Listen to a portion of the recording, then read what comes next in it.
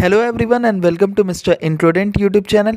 आज इस वीडियो में हम लोग पब्लिक फाइनेंस के एक बहुत ही इंपॉर्टेंट और बिल्कुल बेसिक प्रिंसिपल की बात करने वाले हैं, that is principle of maximum social advantage. बहुत ही इंपॉर्टेंट हो जाता है पब्लिक फाइनेंस की फील्ड में। हर एक गवर्नमेंट जो है हर एक नेशन की इकोनॉमी को चलाने के लिए जो फिजिकल ऑपरेशंस वो करती है, इकोनॉमिक एक्टिविटीज़ को मॉनिटर करने के लिए जो अपने दिमाग में या जो भी पॉलिसी मेकर्स होते हैं वो सबसे पहला पॉइंट जो अपने जो बेस रखते हैं वो है आपका मैक्सिमम सोशल एडवांटेज। यानी हम जो भी पॉलिसी बनाए उससे ज़्यादा मैक्सिमम लोगों को मैक्सिमम सोशल या जो भी सोसाइटी का पार्ट है, जो भी नेशन का पार्ट है, उन लोगों को एक एडवांटेज फील हो, यानी एक तरीके का बेनिफिट फील हो, लोग खुश हों। तो इसी चीज़ को हम लोग थ्योरेटिकल फॉर्म में इस वीडियो में कवर करने वाले हैं कि डेल्टन ने इससे रिलेटेड क्या थ्योरी दी थी, मसग्रेव ने कैसे वो पॉइंट रीच किया जाए जहाँ पर मैक्सिमम सोशल एडवांटेज होता है, मैक्सिमम सोशल बेनिफिट क्या होता है, सैक्रिफाइस क्या होता है सोशल। इन सभी चीज़ों को डिटेल में with the help of various graphs हम लोग इस वीडियो में कवर करेंगे। शॉर्ट होगी video, so without wasting much time let us start with the video, the principle of maximum social advantage. You can see the writing on the pavement. Young kids, they're growing up in basements. Online, a whole new generation. I'ma make mine so you. देखिए, सबसे जो basic चीज़ है उसको हम लोग समझते हैं कि अगर कोई इकोनॉमी है जहाँ पर लोग रह रहे हैं, जहाँ पर इकोनॉमिक एक्टिविटीज़ हो रही हैं, अगर कोई गवर्नमेंट वहाँ पर लोगों पर टैक्स इम्प्लीमेंट करती है, मान के चलो आपसे कोई, आप कुछ भी अपना अर्निंग कर रहे हो, 100 रुपये कमा रहे हो, उसमें से अगर गवर्नमेंट आपसे कहे कि 20 रुपये मुझे टैक्स दे दो, तो आपको वो देते हुए बहुत ही दुख होगा या कुछ तो आपको सेक्रीफाइस फील होगा। अगर आप 100 कमा रहे हो, आपसे 20 मांगा तो आपको ज़्यादा दुख होगा। अगर आप 1000 कमा रहे हो, आपसे 20 मांगा, आपको थोड़ा कम दुख होगा। अगर आप लाख रुपये कमा रहे हो, आपसे 20 रुपये मांगा, तो आपको बिल्कुल ही दुख नहीं होगा या बहुत ही कम होगा। तो दुख भी जो है वो क्या, अमाउंट ऑफ टैक्सेशन पे या फिर प्रपोर्शन ऑफ टैक्सेशन पे डिपेंड करता है। तो जितना ज़्यादा टैक्स बढ़ता चला जाता है उतना ज़्यादा आपको एक तरीके का सैक्रिफाइस फील होता है हर इकोनॉमी में, हर एक इंडिविजुअल को। बस ये सैक्रिफाइस इंडिविजुअल टू इंडिविजुअल अलग होता है, यानी जो गरीब है उसे टैक्स का सैक्रिफाइस ज़्यादा लगेगा या उससे ज़्यादा दुख होगा, और जो अमीर है उसे थोड़ा कम होगा। तो इसी तरीके से ये एक बेसिक प्रिंसिपल है जो कि आपको ह्यूमन साइकोलॉजी ही में आपको पता है कि अगर आपसे कोई भी चीज़ ली जाएगी, आपकी ही जो इनकम है उसका कुछ पार्ट लिया जाएगा, तो आपको उससे दुख होगा। इसी दुख को हम लोग इकोनॉमिक्स की लैंग्वेज में क्या कहते हैं, इकोनॉमिक्स की लैंग्वेज में हम लोग इसे कहते हैं सोशल सैक्रिफाइस। इसके बाद दूसरी चीज़ होती है आपका एक सोशल बेनिफिट, यानी मान के चलो आप 100 रुपये कमा रहे हो, सरकार ने आपको सब्सिडी के तौर पर 20 रुपये दे दिया किसी चीज़ में, आप कुछ प्रोडक्शन कर रहे हो, कुछ कर रहे हो, आप जो भी काम करते हो, सरकार ने आपको 20 रुपये सब्सिडी दे दी, या फिर सरकार ने ही आपका बिजली का बिल माफ़ कर दिया, या आपके घर में कुछ टॉयलेट लगा दिया, या कुछ भी ऐसा आपके ऊपर एक्सपेंडिचर किया, रोड्स बना दी जिससे आप ईजिली स्मूथली अपने काम पर जा सकते हो, अपना ट्रांसपोर्ट का बिजनेस है तो आप कर सकते हो। तो किसी ना किसी तरीके से आपकी इनकम को गवर्नमेंट ने इंक्रीज किया या फिर आपके ऊपर कुछ ना कुछ एक्सपेंडिचर किया, तो उससे आपको खुशी मिलेगी, आपकी बचत होगी, जिसको हम लोग कहते हैं social benefit, marginal social benefit. वो था आपका मार्जिनल सोशल सैक्रिफाइस, यहाँ पर है मार्जिनल सोशल बेनिफिट। इन्हीं दोनों चीज़ों को प्रोफेसर डेल्टन ने इकोनॉमिक्स में सबसे पहले अपनी थ्योरी में इन्वॉल्व किया।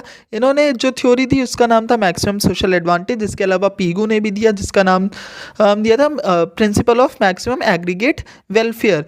देखो, दोनों चीज़ें मैंने आपको समझाई कि अगर आपसे कोई पैसा ले लेता है आपकी इनकम का टैक्स के फॉर्म में, तो आपको एक डिसयूटिलिटी फील होगी, एक दुख होगा। और अगर आपको कुछ मिल जाता है फ्री में, कोई चीज़ आपके ऊपर एक्सपेंडिचर किया जाता है, तो आपको एक यूटिलिटी या एक कुछ अच्छा फील होगा। इसी को हम लोग सोशल गेन या सोशल लॉस भी कहते हैं। सोसाइटी के बारे में, यहाँ पर सभी इंडिविजुअल्स के बारे में बात की जा रही है।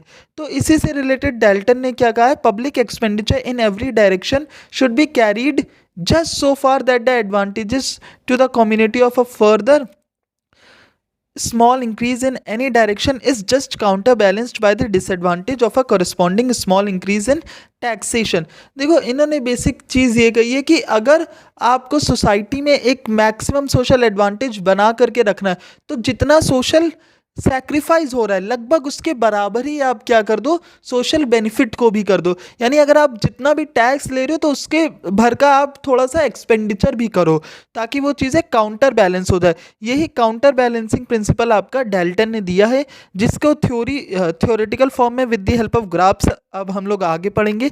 सबसे पहले कुछ एजम्पशंस है इस थ्योरी के। देखो सबसे पहले क्या है कि हर एक टैक्स से आपको दुख होता है, यानी किसी भी फॉर्म में अगर आपसे टैक्स लिया जा रहा है, चाहे वो सेल्स टैक्स है, इनकम टैक्स है, वेल्थ टैक्स है, प्रॉपर्टी टैक्स है, उससे आपको दुख ही पहुंचेगा। और किसी भी तरीके का आपके ऊपर एक्सपेंडिचर किया जा रहा है, रोड बना दी गई, पानी का सप्लाई कर दिया गया है, स्ट्रीट लाइट लगा दी गई, पार्क बना दिया गया, आपको किसी चीज़ में सब्सिडी मिली, हर चीज़ से आपको बेनिफिट ही फील होगा। साथ ही साथ यहाँ पर नॉन टैक्स रिवेन्यूज़ की, फाइन्स की और इन सब चीज़ों की बात नहीं करी है इन्होंने अपनी थ्योरी में, केवल टैक्सेस की बात करी है कि टैक्स ही एकमात्र सोर्स ऑफ इनकम है किसी भी गवर्नमेंट के लिए।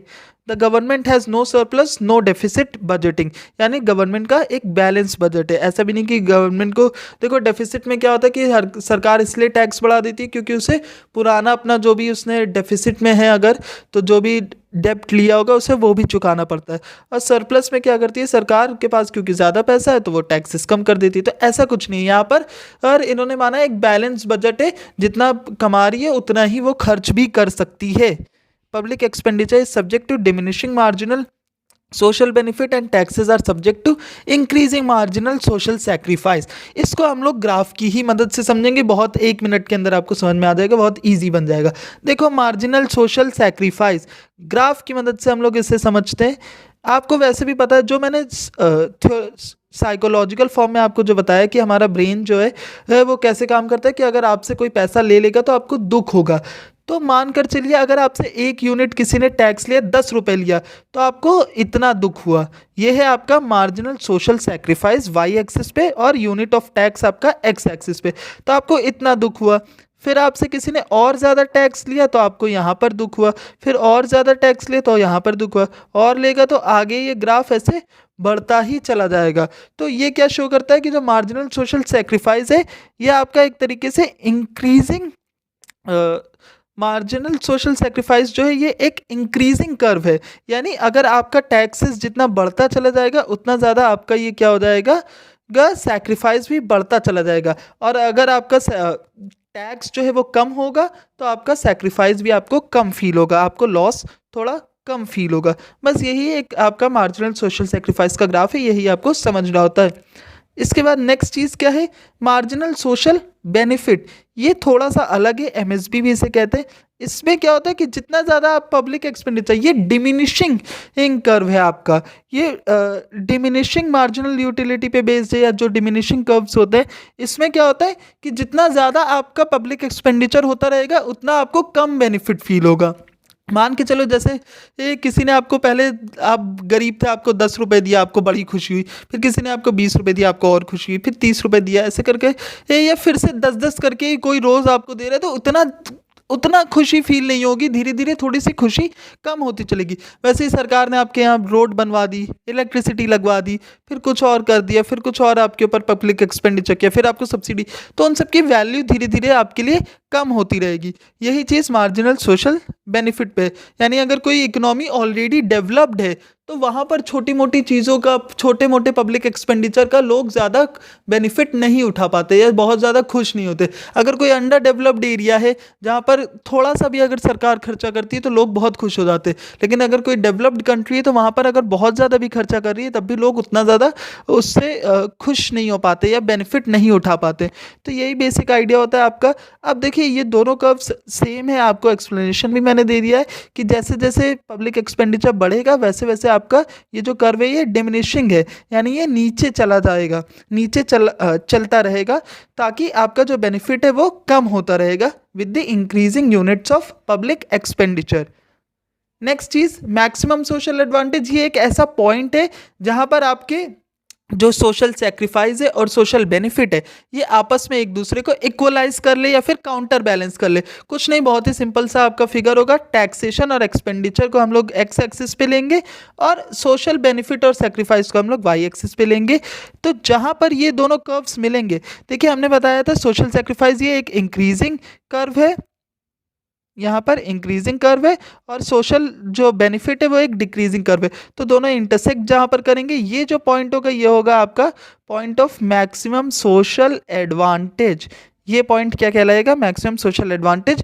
और थ्योरी क्या कहती है कि हर एक इकोनॉमी में जो भी इकोनॉमिस्ट है या जो भी पॉलिसी मेकर्स है, उन्हें इसी तरीके से इकोनॉमी को प्लान करना चाहिए, इकोनॉमिक एक्टिविटीज़ को बूस्ट करना चाहिए, या फिर ऐसे ही पॉलिसीज़ बनानी चाहिए, इस तरीके का टैक्सेशन करना चाहिए, इस तरीके का एक्सपेंडिचर करना चाहिए कि आपस में जो बेनिफिट है और सेक्रीफाइस है वो दोनों काउंटर बैलेंस हो जाए, यानी दोनों ही इक्वल हो जाए या एक तरीके को एक दूसरे को बैलेंस आउट कर दे, दोनों के इफेक्ट को। इससे क्या होगा? इससे इकोनॉमी थोड़ी स्टेबलाइज रहेगी, लोग टैक्स से बहुत ज़्यादा परेशान भी नहीं रहेंगे, और ऐसा भी नहीं कि भैया एक्सपेंडिचर इतना हो रहा है कि लोग तो मज़े में है लेकिन सरकार डूबती चली जा रही है।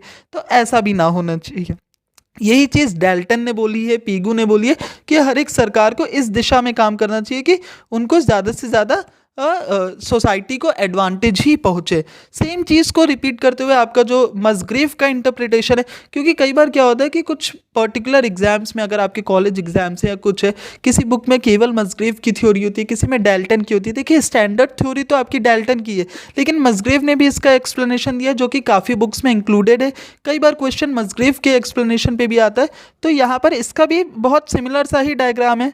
अगर आप देखेंगे तो यहाँ पर और आपका सोशल सैक्रिफाइस है, यहाँ पर आपका सोशल बेनिफिट है, इनके बीच में आपका ये जो है, ये आपका एन से एन तक का जो पार्ट है, ये आपका मैक्सिमम वेलफेयर या फिर मैक्सिमम सोशल एडवांटेज का पार्ट है। तो यहाँ तक अगर आपकी इकोनॉमी या यहाँ पर इस लाइन पे अगर रहता है आपका टैक्सेशन और पब्लिक एक्सपेंडिचर, तो ये एक तरीके से आपका बेनिफिट और साथ ही साथ आपका सैक्रिफाइस, इन दोनों को काउंटर बैलेंस कर रहा है। तो ये जो लाइन है या ये जो पॉइंट है आपस में, यहाँ पर ये जितने भी पॉइंट्स आएंगे इस लाइन पर, वो सारे क्या है? आपके points of maximum social welfare या मैक्सिमम सोशल एडवांटेज है। ये सब एक थ्योरेटिकल फॉर्म है, थ्योरी है, सब पुराने टाइम पे लिख दी गई है। ये इसका प्रैक्टिकल इम्पोर्टेंस उतना ज़्यादा नहीं है। आप क्या है कि आप यूटिलिटी नहीं काउंट कर सकते हो, आप इस तरीके से वैल्यूज़ को नहीं ले सकते हो, मगर फिर भी ये क्या है, आप एक साइकोलॉजिकल इसका इफेक्ट अच्छा है। अगर सरकार हमेशा अपने माइंड में रखेगी कि यार लोगों की भलाई हो, लोगों पे किसी तरीके का टैक्स का बर्डन ना हो, तो फिर ये चीज़ ये जो थ्योरी है वो इम्पॉर्टेंट हो जाती है या फिर अच्छी थ्योरी कहलाती है। देखिए, कुछ लिमिटेशंस है, ये एब्स्ट्रैक्ट है, यानी केवल सोचा हुआ है अपने दिमाग में ही, आप इसको एक, इसका कोई प्रैक्टिकल फॉर्म नहीं है। Simultaneous calculations are not possible. इसका क्या मतलब है कि आप जो यूटिलिटी, आपको किसको कितनी टैक्स लगाने पे कितना बुरा लग रहा है, किसको कितना पब्लिक एक्सपेंडिचर पे कितना अच्छा लग रहा है, ये चीज़ें कैलकुलेट नहीं करी जा सकती है। तो इस वजह से ये बहुत ही एक तरीके से इम्प्रैक्टिकल चीज़ हो गई। Difficulties in measuring social benefit आप मेजर नहीं कर सकते हो। नॉन टैक्स रिवेन्यूज़, जैसे आपका जो फ़ाइन होता है या जो और भी बहुत सारी चीज़ें होती है, सरकार के बहुत सारे रिवेन्यू के सोर्सेज होते हैं जो सरकार अपना सिक्योरिटीज़ बेचती है, स्टॉक्स बेचती है या कुछ भी कंपनीज़ में इन्वेस्ट करती है, उन सब का यहाँ पर रेवेन्यू की कोई बात ही नहीं हुई है। लैक ऑफ डिविजिबिलिटी, यानी यूनिट्स को आप डिविजिबल नहीं होती हैं, जो भी यूनिट्स है आपकी, जो भी आप यूटिलिटी को मेजर कर रहे हैं, तो उस वजह से बहुत ही ज़्यादा प्रॉब्लमेटिक हो जाता है इसका कैलकुलेशन। डिफरेंट पीरियड्स, देखो कई बार क्या होता है कि कुछ प्रोजेक्ट आज बनाए, जैसे रोड, या आपने देखा होगा जो भी हाईवेज बनते हैं या बड़े बड़े जो प्रोजेक्ट्स होते हैं, वो इमीडिएट रिटर्न्स नहीं देते, तुरंत आपको उसका बेनिफिट नहीं फील होगा। आपको लगेगा अरे यार इतने हज़ारों करोड़ लगा दिए, इससे अच्छा तो मैं घर में पानी लगा दे। लेकिन उसका लॉन्ग रन में 10 साल में, 15 साल में, 20 साल में उसका डेवलपमेंट एंड में बहुत ही बड़ा रोल हो जाता है, वो बहुत ही इंपॉर्टेंट होता है, बहुत अच्छे रिटर्न्स देता है। तो इस वजह से क्या होता है कि कई बार इमीडिएट आपको उसका बेनिफिट नहीं फील होता, लेकिन लॉन्ग रन में उसका बेनिफिट फील होता है। गवर्नमेंट फंड्स का मिसयूज़ हो सकता है और साथ ही साथ लोगों के स्टैंडर्ड ऑफ लिविंग अलग होता है। इस वजह से क्या होता है कि आपको यूटिलिटी या डिसयूटिलिटी कैलकुलेट करने में भी प्रॉब्लम होती है। मैंने पहले ही कहा था, जो गरीब होगा उसके लिए 10 रुपये की भी वैल्यू बहुत ज़्यादा होगी, जो अमीर होगा उसके लिए 100 रुपये की भी नहीं होगी। तो इस वजह से ये कुछ लिमिटेशंस थी इस थ्योरी की, थोड़ी सी इम्प्रैक्टिकल थ्योरी है, बट थ्योरेटिकल फॉर्म में ये आपको एक तरीके का एक व्यू पॉइंट देती है किसी भी गवर्नमेंट को कि हमेशा लोगों की भलाई के बारे में सोच के ही आपको इकोनॉमिक पॉलिसीज़ को फ्रेम करना चाहिए। चलिए, इससे रिलेटेड अगर आपको हैंड रिटन नोट्स चाहिए तो मेरे टेलीग्राम चैनल पर मिल जाएंगे। कुछ भी डाउट्स है तो आप कमेंट सेक्शन में मुझसे पूछ सकते हैं। Thank you for watching.